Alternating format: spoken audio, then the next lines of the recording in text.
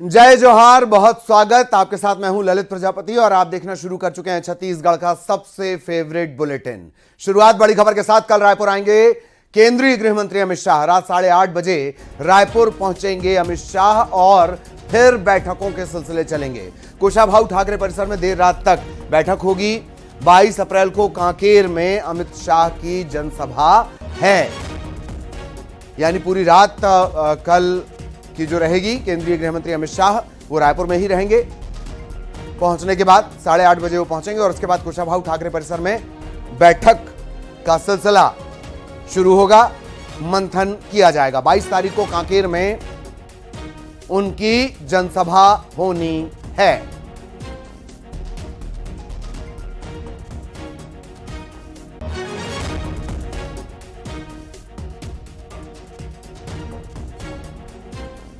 सीधे रायपुर लिए चलेंगे। सहयोगी आकाश इस वक्त हमारे साथ जुड़ रहे हैं।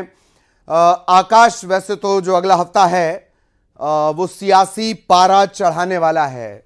राजनीति के तमाम दिग्गज अगले हफ्ते छत्तीसगढ़ में नजर आने वाले हैं, पर शुरुआत केंद्रीय गृह मंत्री के दौरे से ही हो जाएगी और वो भी रात भर, चूंकि वो रुकने वाले भी हैं। आकाश जी बिल्कुल, देखिए दूसरे चरण का चुनाव होना है और यहाँ महासमुंद, राजनांदगांव, कांकेर में चुनाव होना है। ऐसे में अमित शाह की एक बैठक हो रही है, सभा हो रही है कांकेर में। 22 तारीख को उनकी सभा है, लेकिन वो एक दिन पहले रायपुर आ रहे हैं, छत्तीसगढ़ आ रहे हैं। यहाँ पर वह 8:30 बजे रात को आएंगे और सीधा कुशाभाऊ ठाकरे परिसर जाएंगे। वहाँ पर संगठन की महत्वपूर्ण बैठक लेने, कई मायने में अहम माना जा रहा है, क्योंकि अचानक ये बैठक तय हुई है। अमित शाह ने खुद ही इस बैठक को लेकर कहा है कि सभी तैयारियां पूरी कर ले। वो समीक्षा करेंगे लोकसभा के सीटों की, क्योंकि कहीं ना कहीं कुछ कहा जा रहा है सूत्रों के हवाले से कि कुछ रिपोर्ट मिली है जिसको बेहतर करने के लिए वो आ रहे हैं। और यहाँ पर बैठक होने के बाद वो सुबह 10:30 बजे जो है 22 तारीख को सीधे सभा के लिए चले जाएंगे कांकेर में। करीब 11:30 बजे वो सभा लेने वाले हैं। तो ऐसे में उनका दौरा महत्वपूर्ण माना जा रहा है, क्योंकि इससे पहले भी वो खैरागढ़ में सभा किए थे, उसमें भी काफी संख्या में लोग पहुंचे थे। तो ऐसे में कई मायने में अहम है सभा। जी बहुत धन्यवाद आपका इस तमाम जानकारी के लिए। सहयोगी आकाश विस्तार से जानकारी दे रहे थे। अगली खबर में लिए चलेंगे। छत्तीसगढ़ में दूसरे चरण के चुनाव से पहले अगले 4 दिन तक प्रदेश का जो सियासी पारा रहेगा वो एकदम तमतमाएगा। एक के बाद एक बीजेपी और कांग्रेस के राष्ट्रीय नेताओं के दौरे होने वाले हैं। एक के बाद एक 10 बड़ी रैलियां होने वाली हैं। 21 अप्रैल का जो दिन रहेगा, योगी आदित्यनाथ प्रचार करेंगे। 22 अप्रैल को जिस तरह से अमित शाह कांकेर में वो अपनी सभा लेने वाले हैं, एक दिन पहले ही वो पहुंचने वाले हैं, ये जानकारी आपको पता ही चल गई। 22 अप्रैल को जेपी नड्डा भिलाई में हुंकार भरेंगे। 23 अप्रैल को पीएम मोदी जांजगीर सक्ती में उनकी सभा होनी है। 24 अप्रैल को सरगुजा में प्रधानमंत्री मोदी की सभा होगी। इसके अलावा 21 अप्रैल को प्रियंका गांधी की भी चुनावी रैली है।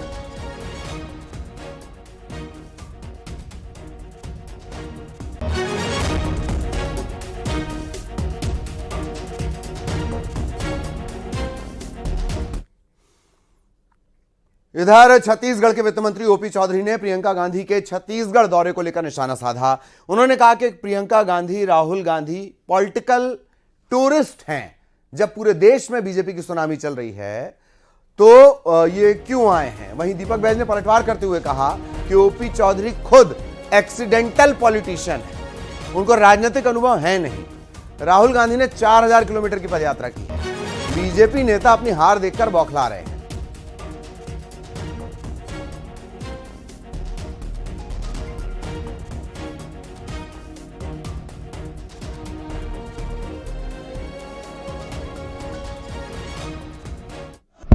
हमारे आदरणीय नरेंद्र मोदी जी देश ही नहीं दुनिया के सबसे लोकप्रिय और महत्वपूर्ण और शक्तिशाली नेता हैं। आदरणीय अमित शाह जी, योगी आदित्यनाथ जी आज समाज, देश के सामने एक अनुकरणीय उदाहरण है।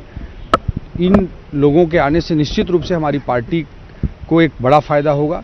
लेकिन फिर भी मैं कहना चाहूँगा कि इस बार के चुनाव में मोदी जी की लहर ही नहीं, सुनामी चल रही है और हमारे और जो वरिष्ठ नेता हैं उससे उस सुनामी को और बल मिल रहा है। कांग्रेस एक डूबती नाव है और उसके जो पतवार हैं, प्रियंका वाड्रा जी, राहुल गांधी जी, ये पतवारों के सारे इंस्ट्रूमेंट टूटे फूटे पड़े हैं तो ये कहीं से नाव को खेने में सक्षम नहीं है।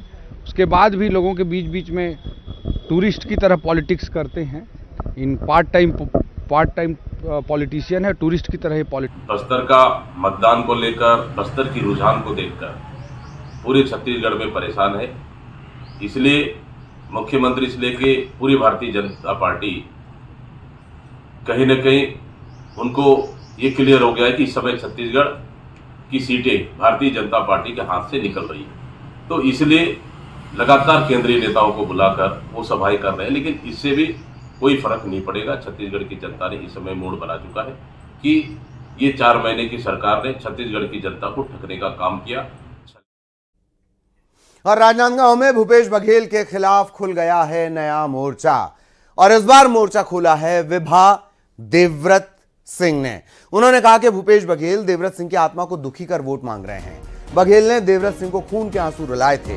बहरूपिया महिला को देवव्रत की पत्नी बताकर प्रचार कर रहे हैं। विभा सिंह ने आरोप लगाया कि भूपेश बघेल ने पद्मा सिंह के साथ मिलकर महल पर पत्थर बरसाए।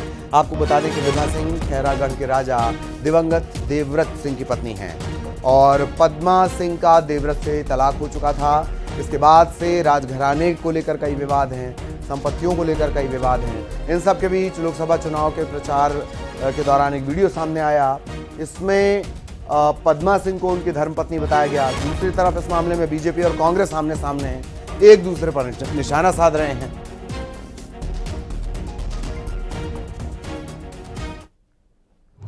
मैं विभा देवव्रत सिंह आपको इस वीडियो के माध्यम से कुछ बताना चाहती हूँ। मैं माननीय पूर्व मुख्यमंत्री श्री भूपेश बघेल जी, जो कि कांग्रेस के एक वरिष्ठ नेता हैं, उन्होंने उनका ये बार बार इस तरीके से गलत करना कि मेरे पति स्वर्गीय देवव्रत सिंह जी की आत्मा को दुख पहुंचा रहे वो जिस पद्मा ने 11 करोड़ के लिए राजा देवव्रत सिंह जी को छोड़ा, राजनांदगांव और खैरागढ़ क्षेत्र को छोड़ा, बच्चों को छोड़ा और पैसे लेकर के वो किसी और के साथ उन्होंने शादी करके घर बसा लिया। उनको बार बार वो क्षेत्र में ला करके देवव्रत सिंह जी की पत्नी बता करके, प्रेजेंट पत्नी बता करके, मुझे हर्ट करके, खुद राजा साहब की आत्मा को तकलीफ दे करके वोट कलेक्ट कर रहे हैं। लगातार हमारे कांग्रेस के खिलाफ में, माननीय पूर्व मुख्यमंत्री भूपेश बघेल जी के खिलाफ में भारतीय जनता पार्टी लगातार साजिशें कर रही है। और सवाल ही नहीं कि इस तरह का वीडियो भी ये भारतीय जनता पार्टी के प्लान से ही जारी किया गया है, लेकिन इस तरह के वीडियो से उक्त लोकसभा में सीट में कोई फर्क नहीं। बेहद गंभीर आरोप है, संवेदनशील आरोप है। और देखें तो भूपेश बघेल जी पर आरोप लगातार लग रहे हैं। पहले सुरेंद्र दाऊ ने उन्हें खरी खोटी सुनाई, फिर अरुण सिसोदिया का एक पत्र जिसमें संगठन में भी भ्रष्टाचार करने की बात हुई, और अब यहाँ पे एक राज परिवार जिससे देवव्रत सिंह जी जनप्रतिनिधि रहे, बड़ी प्रतिष्ठा है उनके परिवार की, उन्होंने जो आरोप लगाए हैं कि उन पर हमला करवाया गया, उन्हें अपमानित किया गया। ये आरोपों के बाद जनता में इस बात की चर्चा है कि भूपेश बघेल अन्याय के प्रतीक बन गए। ऐसा कोई छत्तीसगढ़ का व्यक्ति बचा नहीं जिस पर भूपेश बघेल जी ने अन्याय न किया हो या जिसका दिल न दुखाया हो। इधर अंबिकापुर में कृषि मंत्री रामविचार नेताम ने विवादित बयान दिया। उन्होंने बीजेपी का विरोध करने वालों को राक्षस बताया। उन्होंने कहा कि मोदी जी का विरोध मतलब श्री राम का विरोध। शूर्पणखा, दुशासन, कंस छत्तीसगढ़ आए, कोई भी आ जाए, लेकिन बीजेपी का विजयी रथ रुकने वाला नहीं है। नेताम के बयान पर कांग्रेस ने पलटवार किया। राधिका खेड़ा ने कहा कि रामविचार नेताम के विचार रावण जैसे हैं। रामविचार ने महिलाओं को शूर्पणखा कहा। छत्तीसगढ़ की महिलाओं का यह अपमान है।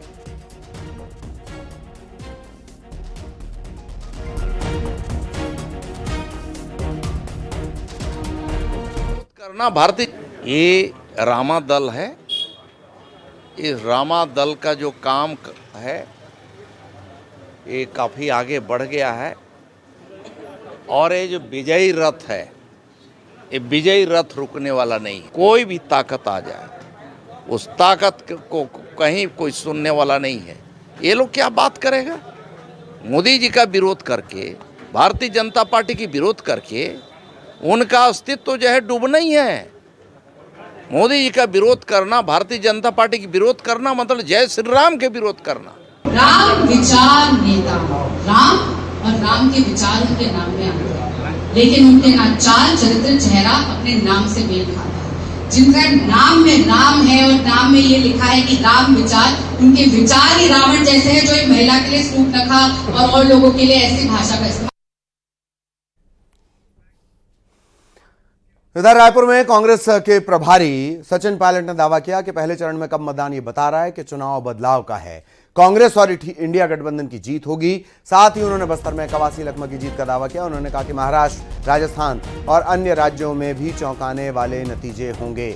आरोप उन्होंने ये भी लगाया कि चुनाव आयोग ने अपने कर्तव्य का पालन नहीं किया, लेकिन जनता कांग्रेस के साथ है। बीजेपी बैकफुट पर है। बीजेपी साउथ से साफ और नॉर्थ से हाफ है। कम हुआ है, लेकिन जो रिपोर्ट्स हमको आ रही हैं, लोग बदलाव की तरफ देख रहे हैं। ये चुनाव बदलाव का चुनाव है। 10 साल का कार्यकाल का आकलन करने के बाद जनता अब समझ चुकी है कि बेहतर विकल्प तलाशना होगा। बीजेपी आज बैकफुट पे है। फर्स्ट राउंड की वोटिंग के बाद वो समझ गए हैं कि जहां पर वो, किसी ने कहा ना कि साउथ से साफ और नॉर्थ से हाफ, मतलब उत्तर भारत में जो उनका इतना बहुमत आ गया था वो आधे पे आ जाएंगे और दक्षिण और पूर्व में तो वहाँ उनका खाता खोलने वाला नहीं है। शराब घोटाले में पूर्व आईएएस अनिल टुटेजा और उनके बेटे यश टुटेजा को ईडी ने हिरासत में लिया। दोनों को दरअसल पहले ईओडब्ल्यू ऑफिस बुलाया गया, फिर दोनों से तकरीबन 5 घंटे के आसपास पूछताछ की गई, बयान लिए गए। इसके बाद ईडी ने दोनों बाप बेटे को हिरासत में लिया। इन दोनों के नाम शराब घोटाले में एफआईआर है, नई जो फ्रेश एफआईआर हुई है। आपको बता दें कि ईडी और ईओडब्ल्यू ने 70 लोगों पर नामजद एफआईआर दर्ज की है। बहुचर्चित शराब घोटाले मामले में पूर्व आईएएस अनिल टुटेजा और उनके बेटे यश टुटेजा को ईडी ने हिरासत में ले लिया है। बता दें एसीबी और ईओडब्ल्यू के कार्यालय में दोनों को पूछताछ के लिए बुलाया गया था। सीधे हम कार्यालय के पास मौजूद है, जहां पे अंदर अधिकारियों ने उनसे पूछताछ की। इस दौरान बाहर ईडी के अधिकारी मौजूद थे। पूछताछ के तुरंत बाद उन्हें गिरफ्तार कर लिया गया है, हिरासत में ले लिया गया है। बता दें कि यह मामला पहले का है, 2000 करोड़ के शराब घोटाले का मामला है, जो सुप्रीम कोर्ट तक गया था। इसके बाद सुप्रीम कोर्ट ने इन्हें राहत दी थी। इसके बाद ईडी ने फिर से दोबारा मामले में दोनों के खिलाफ नई एफआईआर दर्ज की है। अब जांच भी इसमें तेज कर दी है। कैमरामैन राजेंद्र सिंह के साथ आकाश शुक्ला, न्यूज़ 18 रायपुर, छत्तीसगढ़।